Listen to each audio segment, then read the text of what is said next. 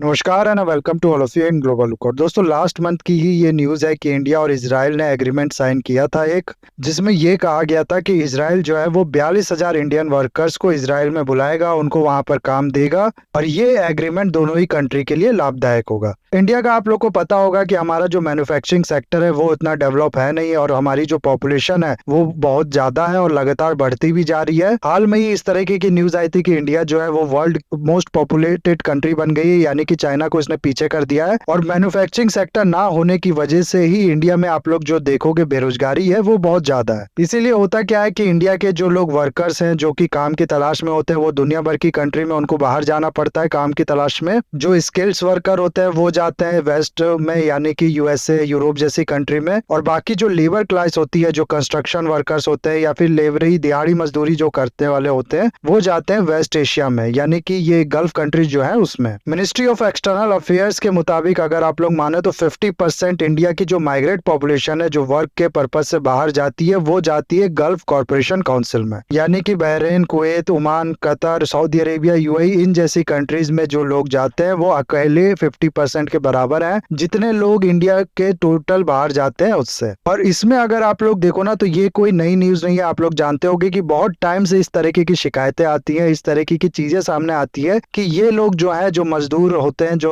Waste Asia में gulf countries में जाते हैं, इनको काफी ज्यादा टॉर्चर का सामना करना पड़ता है। इनका पासपोर्ट जमा कर लिया जाता है, इनको इन ह्यूमन कंडीशन जो है उसमें काम करने के लिए मजबूर किया जाता है। इनके रहने, खाने पीने का, इन सब का किसी भी तरीके का प्रॉपर इंतजाम नहीं किया जाता। यहाँ तक कि कई न्यूज तो ऐसी भी आई है कि इन लोग को स्लेव बना दिया जाता है।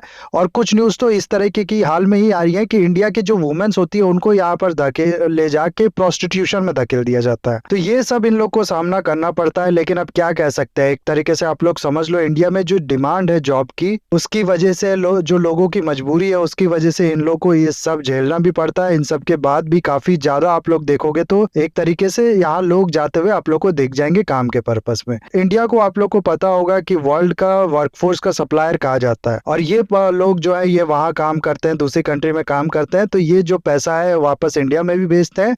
इसी सब वजह से इतनी ज्यादा इंडिया की जो पॉपुलेशन है उसकी वजह से, प्लस इतनी ज्यादा जो जॉब्स की डिमांड है उसकी वजह से इंडिया रेमिटेंस रिसीव करने वाली नंबर 1 कंट्री है। यानी कि इंडिया जितना रेमिटेंस रिसीव करता है पूरे वर्ल्ड में वो कोई भी कंट्री उसके बराबर का, उसके आसपास का भी नहीं रिसीव करती है। रेमिटेंस आप लोग को पता होगा इसी चीज को कहते हैं, जो वर्कर्स, जो इंडिया के लोग बाहर जाके काम करते हैं वो अपने फैमिली के लिए, अपने परिवार के लिए जो पैसा भेजते हैं उसको कहा जाता है रेमिटेंस। तो ये सिचुएशन है पूरी इंडिया की। और इजराइल के पॉइंट ऑफ व्यू से अगर आप लोग देखो तो इजराइल का जो रैपिड ग्रोथ है, Israel one of the most developed country में से आती है, प्लस उसकी जो ग्रोथ है वो भी लगातार बहुत तेजी से बढ़ती जा रही है, जिसकी वजह से इस ग्रोथ को सपोर्ट करने के लिए जो लेबर्स है उनकी डिमांड इजराइल में बहुत ज्यादा है। हालांकि इजराइल भी वेस्ट एशिया की ही एक कंट्री है, लेकिन इस कंट्री में इंडिया के आप लोग को बहुत ज्यादा, मैं कहूंगा, नहीं वर्कर्स मिलेंगे। लेकिन अब क्या हो रहा है कि हाल में ही ये जो डिकेड है 2021 से लेकर 2030 तक का, इस पूरे डिकेड में इजराइल का प्लान है कि ये $30 बिलियन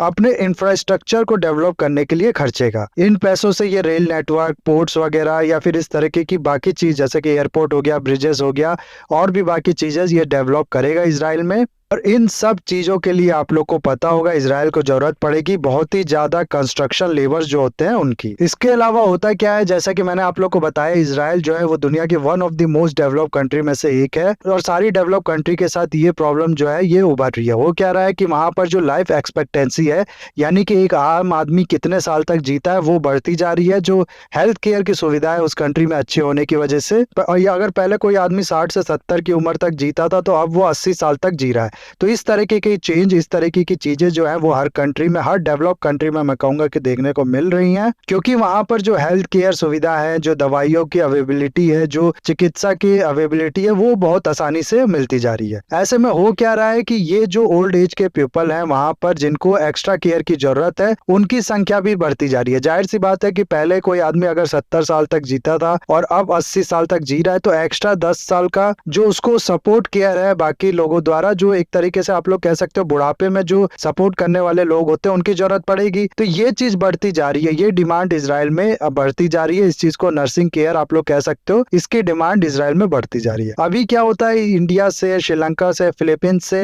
या फिर ईस्टर्न यूरोपियन कंट्री जो है, यहाँ से लोग माइग्रेट करते हैं इजराइल में इस काम के चलते।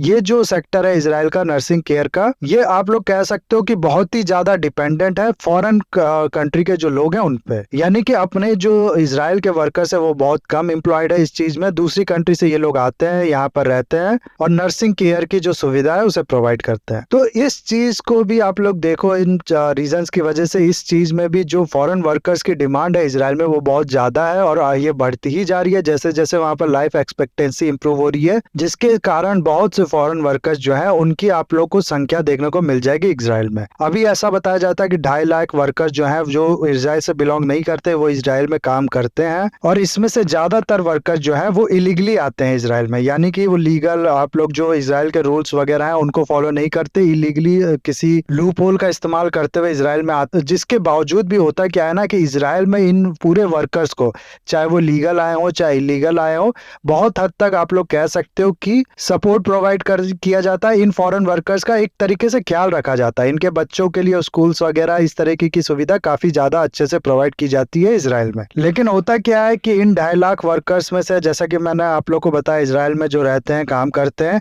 आप लोग को 1 लाख वर्कर्स जो मिलेंगे वो फिलिस्तीनियन मिलेंगे। कहने का मतलब है, ये आप लोग यहाँ पर मैप देख सकते हो इजराइल का, ये पूरा जो कंट्री है आप लोग जानते होगे इजराइल है, इसमें ये पोर्शन आप लोग देखोगे ना वेस्ट बैंक का और ये जो गाजा स्ट्रिप है, ये दोनों मिला के एक कंट्री बताई जाती है, पैलेस्टाइन बताई जाती है। इसलिए कह रहा हूँ क्योंकि ये कंट्री ज्यादातर आप लोग को पेपर में ही मिलेगी, लीगली रिकॉग्नाइज की गई कंपनी है। जो रियलिटी है यहाँ पर वो एक तरीके से आप लोग कह सकते हो इससे बहुत ही ज्यादा अलग है। जो वेस्ट स्ट्रिप है यहाँ पर भी छोटे छोटे इनक्लेव्स मिलेंगे आप लोग को फिलिस्तीनियन यानी कि जो मुस्लिम्स हैं उनके, जिसमें से फिलिस्तीन की जो अथॉरिटी है वो चलती है। बाकी एरिया में ज्यादातर अथॉरिटी जो है वो इजराइल की चलती है। फिर बहुत से मुस्लिम जो है वो इजराइल में भी खुद भी रहते हैं जो कि अपने आप को फिलिस्तीनियन ही कहते हैं। इन सब वर्कर्स की संख्या जो इजराइल में काम करते हैं जो कि फिलिस्तीनियन होते हैं, इनकी आप लोग को मिल जाएगी 1 लाख। यानी कि एक बहुत बड़ा हिस्सा फॉरेन वर्कफोर्स का वो बिलोंग करता है फिलिस्तीनियन लोगों से। होता क्या है कि जब भी ये जो फिलिस्तीन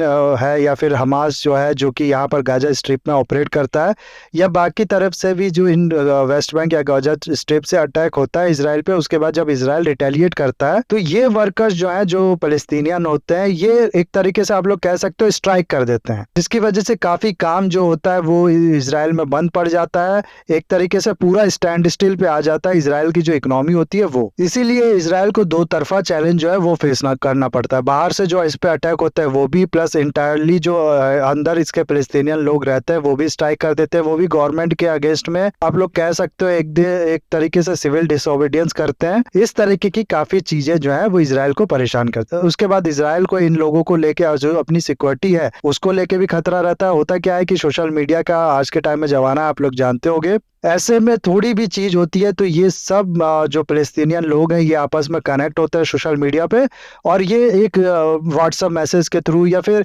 किसी मैसेज के थ्रू, किसी आप लोग कह सकते हैं सोशल मीडिया पोस्ट के थ्रू एक जगह पे यूनाइट हो जाते हैं, इजराइल के अगेंस्ट में आप लोग कह सकते हो यूनाइट हो जाते हैं, और ऐसे इजराइल में इंटरनल डिस्टर्बेंस जो है वो क्रिएट किया जाता है। इसीलिए इजराइल जो है वो इनको लेके काफी ज्यादा परेशान होता है, और इसीलिए इजराइल ने ये फैसला लिया था कि हम लोग ये जो फिलिस्तीनियन वर्कर्स है इनको कम करेंगे, इनको रिप्लेस कर देंगे बहुत ज्यादा इंडिया से, यानी कि इंडिया के वर्कर्स से। इंडिया और इजराइल का जो रिलेशनशिप है वो वैसे ही इंप्रूव हो रहा है। हाल में ही आप लोग को पता होगा कि अडानी पोर्ट ने एक बहुत बड़ा हाइफा पोर्ट जो है वो ऑक्यूपाइड किया है। दोनों कंट्रीज में बिजनेस हो गया, डिफेंस हो गया, या बाकी भी एरियाज ऑफ कॉपरेशन जो है वो बहुत तेजी से बढ़ता जा रहा है। इसीलिए ये चीजों को देखते हुए और अपनी जो इजराइल की प्रॉब्लम है उस चीजों को देखते हुए इजराइल ने ये डिसीजन लिया। ये इस तरह कहा गया इजराइल की तरफ से कि इंडिया के जो वर्कर्स होते हैं वो मेहनती होते हैं, कम्युनिकेशन स्किल्स उनकी अच्छी होती है, वो स्किलफुल होते हैं, इंग्लिश वगैरह भी जानते हैं, इसीलिए इनको रिप्लेस करना बेटर ऑप्शन रहेगा फिलिस्तीनियन वर्कर्स से। और उसी के लिए ये जो एग्रीमेंट जो कि मैंने आप लोगों को शुरुआत में बताया, जिसमें इजराइल ने ये कहा है कि 42,000 वर्कर्स जो हैं वो बुलाए जाएंगे इंडिया से, यहाँ पर उनको जॉब्स प्रोवाइड की जाएगी, जिसमें 34,000 वर्कर्स जो हैं उनको कंस्ट्रक्शन के लिए और 8,000 वर्कर्स जो है उनको नर्सिंग सेक्टर जो है, नर्सिंग नीड जो है उससे रिलेटेड जॉब्स प्रोवाइड की जाएगी। ऑफकोर्स इकट्ठे 42,000 लोगों को नहीं बुलाया जाएगा इजराइल से, फेज मैनर में ये जो पूरा काम है ये होगा, थोड़े थोड़े करके इंडिया से जो वर्कर्स है वो बुलाए जाएंगे। एक और फैक्टर यहाँ पर मैं आप लोग को ऐड करना चाहता हूँ कि जो लिविंग कॉस्ट है इजराइल में वो धीरे धीरे बहुत ही ज्यादा बढ़ती जा रही है, यानी कि आम खर्चे हैं लोगों के वो धीरे धीरे बढ़ते जा रहे हैं। ऐसे में होता क्या है कि इंडिया के जो वर्कर्स होते हैं वो कम पैसे में भी काम करने को तैयार हो जाते हैं। तो इजराइल चाहता है कि ये जो लिविंग कॉस्ट की प्रॉब्लम है लोगों की, इसको कम किया जाए, और इसके लिए भी इंडिया जो है वो बढ़िया सॉल्यूशन प्रोवाइड कर पाता है, क्योंकि ये जो वर्कर्स है इनकी डिमांड पैसे की कम होती है, इसीलिए किसी चीज को कंस्ट्रक्ट करने का जो बजट है वो भी कम लगेगा। साथ ही साथ ये जो नर्सिंग नीड में जो कि इन्वॉल्व रहेंगे इंडिया के वर्कर्स, इनको भी जब पैसे की डिमांड कम रहेगी तो एक तरीके से आप लोग कह सकते हो कि जो लिविंग कॉस्ट है वो कम होगा। तो इसलिए भी ये जो डिसीजन है ये लिया गया है। उसके अलावा मैं बता दूं आप लोग को कि इसका जो पहला बैच है इंडिया को के लोगों को बुलाए जाने का वो तैयार किया जा चुका है। उसके लिए काम ऑलरेडी बहुत एडवांस स्टेज पे हो गए हैं। बहुत जल्दी 10,000 इंडियंस को इजराइल में बुलाया जाएगा, और ये जो न्यूज है ये बहुत हाल की न्यूज है। नाउ सवाल ये आता है कि इन वर्कर्स को इजराइल में जाने से क्या मिलेगा, जब बाकी जगह जैसे कि वेस्ट एशिया वगैरह में इनको अच्छा पैसा अच्छी चीज मिल ही रही है। तो देखो इसमें मैं आप लोग को बता दूं कि ये जो गल्फ एरिया वाली कंट्रीज है ना, इसमें law and order, human rights, एक तरीके से आप लोग कह सकते हो लेबर लॉज वगैरह, डेमोक्रेसी उतना ज्यादा स्ट्रांग है नहीं। यहाँ पर जैसा कि मैंने आप लोग को बताया कि बहुत से हॉरिफिक सिचुएशन का जो सामना होता है वो इन लोगों को करना पड़ता है। कई बार इनका पासपोर्ट जमा कर लिया जाता है, इनको बहुत ब्रूटली टॉर्चर किया जाता है, वापस इनको जल्दी नहीं आने दिया जाता है। तो इस तरीके की चीजें इजराइल में लोगों को नहीं देखने को मिलेगी, क्योंकि वहां पर डेमोक्रेसी है, क्योंकि वहां पर जो रूल ऑफ लॉ है वो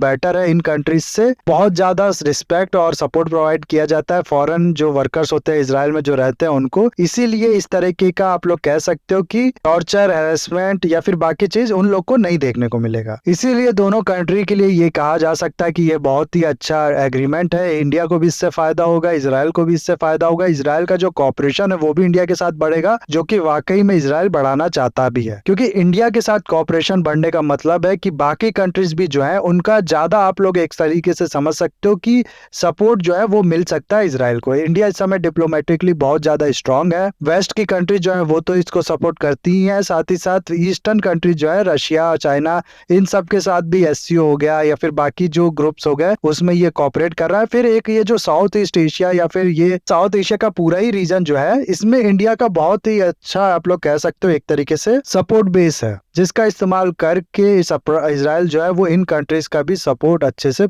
ले सकता है और अपनी लेजिटिमेसी और बढ़ा सकता है। इसीलिए ये जो डील है, ये जो एग्रीमेंट है, उसके लिए भी काफी ज्यादा बेनिफिशियल है। तो ये है पूरा वीडियो गाइज। आई होप ये वीडियो आपको अच्छा लगा होगा। इसे लाइक, कमेंट, शेयर, सब्सक्राइब जरूर कीजिएगा। That's all. Have a nice day. Take care.